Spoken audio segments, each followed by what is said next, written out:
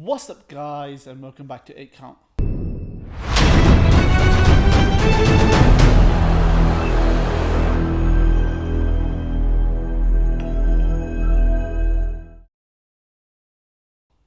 So guys, it's fight week and we have a long awaited fight in the welterweight division. It's Errol Spence with Ugas. And you know what? I'm really excited for this fight. I've actually been a really good sort of avid follower of Ugas' career all the way back before Sean Porter. And I initially at that time I thought it's going to be a harder fight. Obviously, Sean Porter got the win, but Ugas v Spence, that is a fight for if you guys want to get into boxing or in terms of know more about boxing, especially the welterweight division. This will, I feel will set the trajectory for a long time after this. I feel I think it's for all the belts. Is it for all the belts? I have to come back for you for that. I do feel like someone is holding. No, it is for all the belts, I believe. And it's one of those things. I think Terence Crawford has got one belt in his. It's going to be all the belts if he fights Terence Crawford. But yeah, it's one more step closer to the undisputed. It's one of those things where if anyone, we all from the beginning, it's always been talks after Mayweather losing. After Mayweather retiring, we had maybe who's going to be the next sort of person to take over the welterweight division.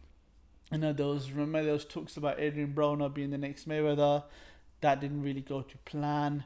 And then, we had Errol Spence. And Errol Spence, to be fair, has lived up to that name, beating Danny Garcia and Mikey Garcia, Sean Porter, Lamont Peterson, Kell Brook.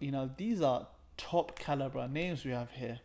And he's taken that role, he's taken that thing, but unfortunately, with Errol Spence, he's had he had asterisks next to his name. One asterisk, we'll have. It's going to probably be a separate video. It was Terence Crawford because he's on the rise as well.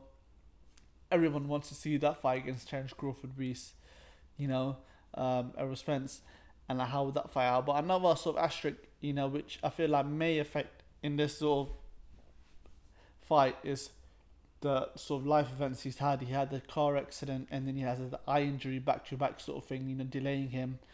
And you have to give it props to, Errol Spence for having no tune-up fights. I haven't, since he beat Kell Brook, I think he had one sort of tune-up fight. I think it's Carlos. He knocked him out in the first round with a body shot. But after that, he's been having back-to-back solid fights. And I did read somewhere where, he doesn't want tune-up fights. He wants to get there as soon as he can, which, for boxing, for us fans, is great because we don't have to wait around, for him to fight someone else and then fight, tune-up fight and then fight for the main title sort of thing. But then, then we have Ugas on the other side, a slick Cuban boxer, which, a year ago, he wasn't even in the conversation. But after beating Manny Pacquiao the way he did, remember a few years ago, he got dropped by Showtime.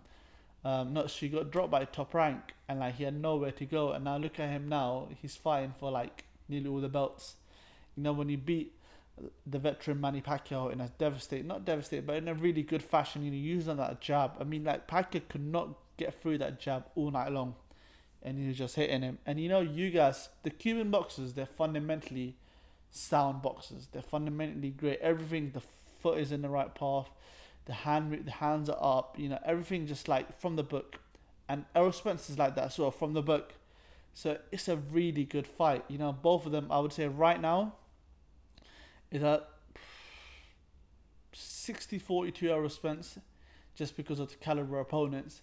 But that can change, depending on the fight now. I feel if you guys has to beat Errol Spence, it will be on Saturday or Sunday early morning if you're watching from the UK. It will be because it's one of those things where, because of all the life events he's had and all the sort of ups and downs, he can get him right now. But it's one of those things. Then that can sort of set up a magical fight with Terence Crawford. I don't know who Terence Crawford is fighting next. To be fair, hopefully I do hope it's someone like Furman. But even Furman's in the mix. But this fight here, 147. You know, we feel like Ugas is a big. He's a big one. Ugas and Errol Spence are a big 147 fighters. I do know that, you know, Errol Spence did say that, like, you know, he's going there to beat him in a devastating fashion. And I feel like if he beats him in a devastating fashion, it just makes the whole case for Terence Crawford and Errol Spence much more difficult to, you know, take sides on. That again said, I don't want you to think that there's a huge chance that Ugas might pull this one off. And if Ugas pulls this one off, we know that Ugas is willing to fight anyone and everyone. Not saying Errol Spence is not, but it's much more easier, I feel like, with Ugas to fight anyone. Ugas has the tools. He definitely has the tools to fight him, but to beat him as well, you know, a southpaw. And just like, you know, because Errol Spence is a southpaw, you know, to beat him, the way he, plus like he fought southpaw in Manny Pacquiao, he's fighting a southpaw now. Obviously, like the way they fight is different, but the fundamentals are still the same, you know. It's a lot of southpaw fights going on, you know, to be fair. But like this fight would really key in, you know, like the shape. It's like the king of the division, and I really set the tone. I feel like since Mayweather left, and like we had sort of the Keith Thurman and, you know, Errol, him fighting Danny Garcia, they holded up the welterweight division for long. But I think it's a new age now, and it's going to be a great fight. I do feel like it's going to be a split decision. Errol Spence is going to win a split decision. Just I feel like maybe, you know what, it's one of those things, like I might be completely wrong here, but I just feel like he just has the oomph in him, you know, the stuff he's seen in his life. I'm not saying that you guys hasn't seen anything, but just, you know, the recent events, you know, with his eye and with, you know, with the accident, he might just have the extra oomph to push him through, and then, you know, it sets up a big fight against Terence Crawford, hopefully, or Keith Thurman, or like the likes of that fight.